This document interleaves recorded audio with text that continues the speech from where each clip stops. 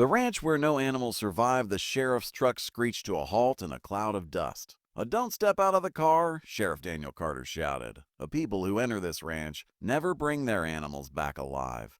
Emily froze in the driver's seat. Her fingers tightened around the steering wheel. Beside her in the passenger seat sat her 10-year-old son, Jake, hugging their golden retriever, Buddy. Jake's voice trembled. Mom, why is the sheriff yelling at us?" Emily swallowed hard. She forced a calm smile.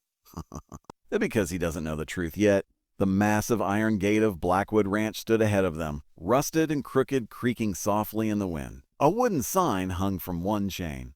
"Warning, property condemned. Do not enter." Jake stared at the empty fields beyond the gate. "Is this where Dad used to work?" Emily nodded slowly. 5 years earlier, her husband, Michael, had been the head veterinarian at Blackwood Ranch, once the largest and most successful cattle ranch in the county.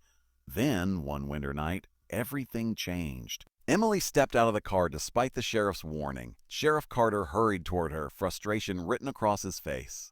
"Emily, listen to me," he said. "This place is dangerous. Every animal brought here dies within days. We've had reports for years." Emily felt the sting of embarrassment as a small crowd gathered nearby. Local farmers, deputies, and curious neighbors. They whispered behind her back. "Oh, it's the crazy widow," one man muttered. She thinks her husband's ranch is still safe." Jake heard the comment. Oh. His cheeks turned red with shame. "Mom, everyone thinks we're stupid," he whispered. Emily knelt beside him. Her voice cracked. Sometimes people laugh when they don't understand pain." The sheriff crossed his arms. "You lost your husband here," he said gently. Don't lose your son, too." Emily's eyes filled with tears, but her voice stayed firm.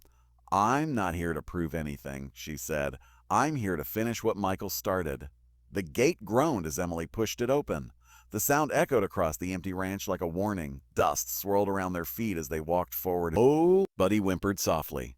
Jake clutched the leash tighter. "Oh, Mom, Buddy's scared." Emily noticed it too. The dog's ears were flat, his tail tucked between his legs. Something about this place felt wrong. The barn stood silent. The wind carried a strange metallic smell. Suddenly, Buddy began barking wildly. He pulled against the leash, staring toward the largest barn at the far end of the property. Jake's voice shook. Something's in there." Sheriff Carter and the deputies followed cautiously behind them. "Stay close," the sheriff ordered. Ordered? The barn door creaked open as Emily pushed it. Inside, the air felt colder. Dark shadows stretched across the wooden floor. Rows of empty stalls lined the walls. But at the center of the barn, something caught Emily's eye. A small metal box, covered in dust. Her heart began pounding. She stepped closer and read the label. "Property of Dr. Michael Hayes." Her breath stopped. Jake squeezed her hand. "Oh, Mom, that's Dad's name." Emily opened the box slowly. Inside were dozens of medical files, photographs, and a thick leather journal. Her hands trembled as she flipped through the pages. The sheriff leaned over her shoulder. "What is all this?" Emily read the first line aloud. Day 42. The animals are not dying from disease. They are being poisoned." The barn fell silent. Jake looked up in confusion. Poisoned? By who?" Emily turned the page. Her voice grew steadier with each word. "Someone is dumping toxic chemicals into the ranch's underground water supply. The animals drink it and slowly die." Sheriff Carter's face turned pale. "That can't be true." Emily pointed to the photographs. They showed large barrels buried near the water well. The bright warning labels were visible on each one. "Hazardous waste." Jake covered his mouth. "Dad found this?" Emily nodded. Her voice broke. He was trying to expose it. She flipped to the final page of the journal. Her eyes widened. Emily read the last entry aloud. Her voice shook. "If you're reading this, it means I didn't make it out alive. I refuse to stay silent. They threatened me, but the animals deserve a voice. And so does my family. Emily, if you find this, please forgive me. I did this to protect you." Tears streamed down her face. Jake hugged her tightly. "Dad wasn't careless," he whispered.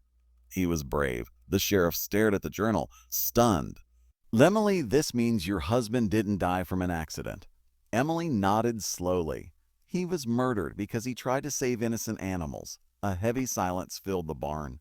Even the deputies looked emotional. Buddy walked forward and gently placed his head against Emily's leg, as if sensing her pain. Jake wiped his tears. "Oh, Mom, we have to tell everyone the truth." Emily looked around the empty barn. the place where her husband had fought for justice. Her grief turned into determination. "You're right," she said softly. Within hours, environmental investigators arrived at the ranch. They dug near the water well and discovered dozens of illegal chemical barrels buried underground. The toxic waste had been secretly dumped by a powerful corporation trying to avoid disposal costs. News crews gathered outside the ranch gates. Cameras flashed as reporters spoke into microphones. Sheriff Carter stood beside Emily and Jake. This investigation proves that Dr. Michael Hayes was a hero, the sheriff announced. He sacrificed his life to protect animals, families, and our community. The crowd that once mocked Emily now stood in respectful silence. The same man who had called her crazy stepped forward. His voice trembled. "I'm sorry," he said. "We didn't believe you." Emily nodded politely, but her attention shifted to Jake. Her son stood tall, holding Buddy's leash with pride. "That's it." "Hey, Mom," Jake whispered. "Dad saved them, even after he was gone." Emily placed her hand on his shoulder.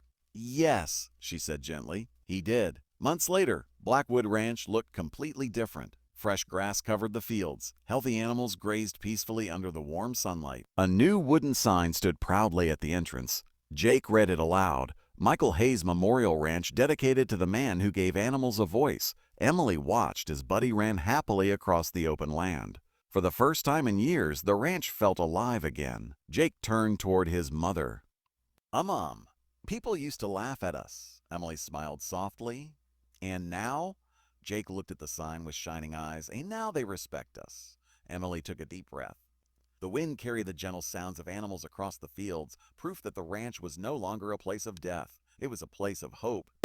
She whispered quietly, as if speaking to her husband. "Our fight wasn't wasted, Michael." The sun dipped below the horizon, and for the first time in 5 years, the ranch where no animals survived became the ranch where life returned.